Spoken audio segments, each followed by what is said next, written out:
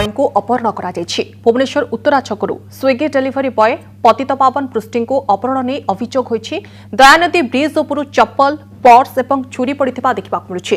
पतितपावन पत्नीकर अभियोग अनुसार गतकाली राति 10टा परे पतितपावन अन्य एक फोन नंबर तांको फोन करी जणाइथिले जे तांको छुरी आक्रमण करी तांको मोबाइल एवं टंका नै जाइछन्ति दुर्वृत्त। परे परिवार लोक घटनास्थल को जाई खोजाखोजी करथिले मध्य एपर्यंत पतितपावनकर किछि पत्ता मिले नाही। पतितपावन जे फोन नंबर गतकाली फोन करथिले उक्त नंबरटी बंद रहिछि। डेलीवरी बॉय को अपहरण वायरल है किडनैप पूर्वर वॉइस कॉल। धना भाई के कह ये आसब मत कि लोक छुरी बसी दे उत्तराटे टेक नहीं डाला अटोरे मु उत्तरा यपटे नुआ गाँ पटे ब्रिज पटे अच्छे मरे कि बचे भी जानी भाई की कह लोकेशन जगह को आसब मो अटोरे शोच मो फोन नहीं गले मो पैसा नहीं गले कि कह आसब। नदी बंधर मिलिला अपहृत डेलीवरी बॉय गंजी पर्स आउ चप्पल। अपहरण होइथिबा युवक जनक हेले भुवनेश्वर धौली थाना नुआगाँर पतितपावन पृष्टि। से फूड डेलीवरी बॉय भाबे काम करंती।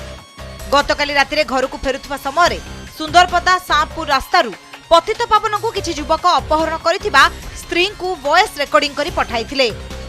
परे राति 11टा परठू फोन स्विच ऑफ थिबा परे थाना रे अभियोग करिसंती परिवार लोके।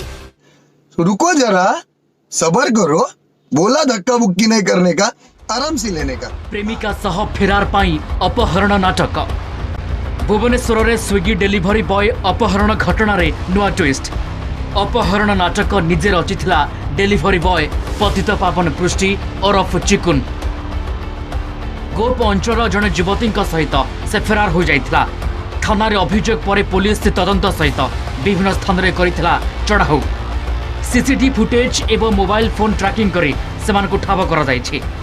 चिकुन निज प्रेमिका को नहीं उत्कल एक्सप्रेस रे जाउथवा जना पड़िबा परे तुरंत आरपीएफ सहित जोगाजोग करिथिला कमिश्नरेट पुलिस। मध्य प्रदेश रो कटनी स्टेशन रे सेमान को अटक रखिछि जीआरपी। उभय को भुवनेश्वर आनिबा पई कमिश्नरेट पुलिस रो एक 4 जणिया टीम मध्य प्रदेश जायछि।